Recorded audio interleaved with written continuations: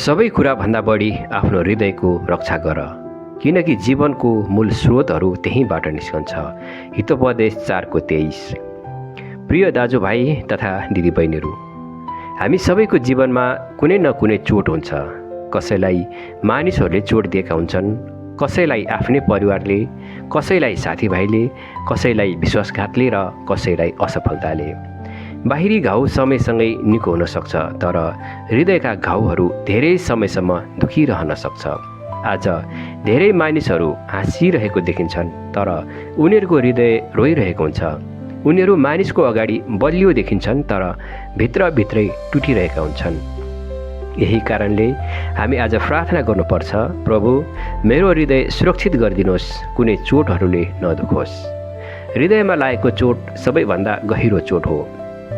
शरीरमा लागेको चोट डाक्टरले निको पार्न सक्छ, तर हृदयमा लागेको चोट केवल परमेश्वरले मात्र निको पार्न सक्नुहुन्छ। जब मानिसले तपाईँलाई धोका दिन्छ, अपमान गर्छ, अस्वीकार गर्छ वा तपाईँको प्रेमलाई व्यवस्था गर्छ, तब हृदयमा गहिरो घाउ बन्छ।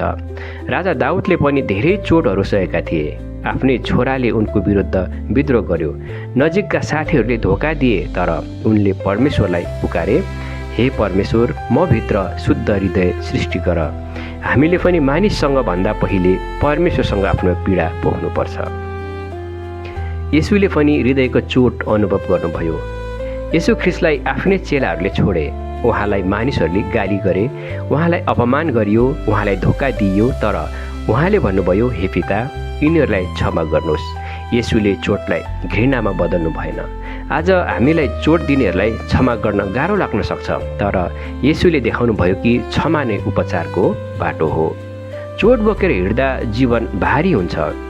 धेरै मानिसहरू वर्षौँसम्म पुराना चोट बोकेर हिँडिरहेका हुन्छन्। उसले मलाई त्यस्तो भन्यो, उसले मलाई धोका दियो, उसले मलाई छोडेर गयो, यस्ता सम्झनाहरूले मनलाई थकित बनाउँछन्। यदि तपाईँले पुरानो चोटहरूलाई समातेर बस्नुभयो भने त्यसले तपाईँको भविष्यलाई पनि बाँधेर राख्छ। परमेश्वर भन्नुहुन्छ, तिम्रो सबै चिन्ता म माथि फालिदेऊ। प्रभुले तपाईँको पीडा बोक्न चाहनुहुन्छ। क्षमा उपचारको ढोका हो। क्षमा गर्नु भनेको गल्तीलाई सही भन्नु होइन।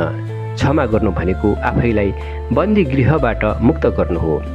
जब तपाईँ क्षमा गर्नुहुन्छ, तपाईँको हृदय हलुका हुन्छ, तपाईँको आत्मा स्वतन्त्र हुन्छ, परमेश्वरको शान्ति तपाईँभित्र आउँछ।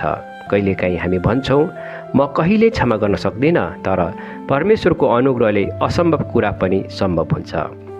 परमेश्वरले टुटेको हृदयलाई निको पार्न चाहनुहुन्छ। मुख्य सुसमाचार यही हो, परमेश्वरले टुटेको हृदयहरूलाई फ्याँक्नुहुन्न। उहाँले टुटेका हृदय भएकाहरूलाई निको पार्नुहुन्छ र तिनीहरूका घाउहरू बाँधिदिनुहुन्छ। आज तपाईँको हृदयमा कस्तो चोट छ?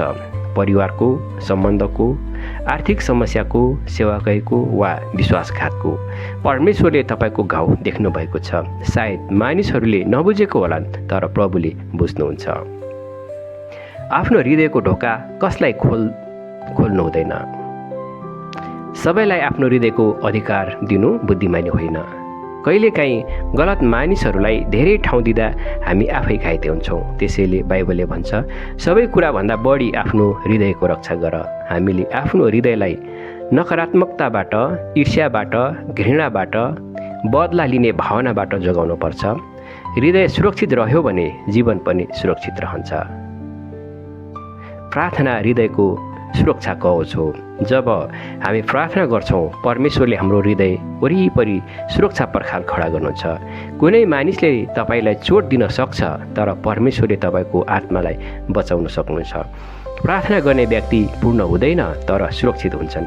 जति धेरै प्रार्थना उति धेरै शान्ति, जति धेरै प्रभुको नजिक उति कम संसारका चोटहरूको प्रभाव। परमेश्वरले तपाईँको पीडा गवाईमा बदल्न सक्नुहुन्छ। आजको चोट भोलिको गवाई बन्न सक्छ। योसेफलाई दाजुभाइहरूले बेचे, तर अन्तमा उनले भने, तिमीहरूले मेरो विरुद्धमा खराब कुरा रच्यौ, सोच्यौ, तर परमेश्वरले त्यसलाई असलको निम्ति प्रयोग गर्नुभयो। तपाईँको जीवनमा पनि परमेश्वरले यही गर्न सक्नुहुन्छ। जुन चोटले तपाईँलाई रुवायो, त्यही चोटले एक दिन अरूलाई आशिष दिनेछ। प्रिय दाजुभाइ तथा दिदीबहिनीहरू, यदि आज तपाईँको हृदय घाइते छ भने प्रभुलाई आफ्नो पीडा पोख्नुहोस्। उहाँ भन्नुहुन्छ, म कहाँ आऊ, म तिमीलाई विश्राम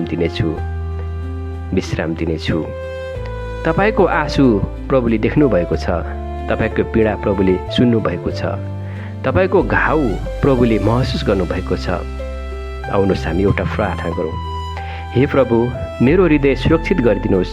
कुनै चोटहरूले मलाई प्रभुबाट टाढा नलगुन्, कुनै विश्वासघातले मेरो विश्वास नटोडोस्, कुनै पीडाले मेरो आशा नहराओस्। मेरो हृदयलाई तपाईँको प्रेम, शान्ति र उपस्थितिले भरिदिनुहोस्। आमेन। परमेश्वरले टुटेको हृदयलाई निको पार्न सक्नुहुन्छ र घाइते आत्मालाई नयाँ आशा भरिदिन सक्नुहुनेछ। आजको यो वचन तपाईँलाई कस्तो लाग्यो? तपाईँको आफ्नो अनुभवहरू कमेन्ट बक्समा लेख्न सक्नुहुनेछ अनि लाइक, कमेन्ट, सेयर गरिदिनुहोला। यस्तै महत्त्वपूर्ण वचनहरू सुन्न हेर्नका लागि हाम्रो युट्युब च्यानल छ न्यू लाइफ टिभी, सब्सक्राइब गरिदिनुहोला। त्यसै गरी फेसबुक पेज छ न्यू लाइफ टिभी, फलो गरिदिनुहोला। धन्यवाद।